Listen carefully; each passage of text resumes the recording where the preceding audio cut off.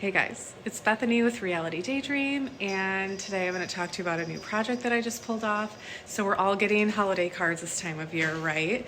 And I personally don't like to load up my refrigerator with all of my friends and neighbors and family's cards of their cute kids, but I do love them and want to display them. So I'm going to show you how to make this cute Christmas card wreath.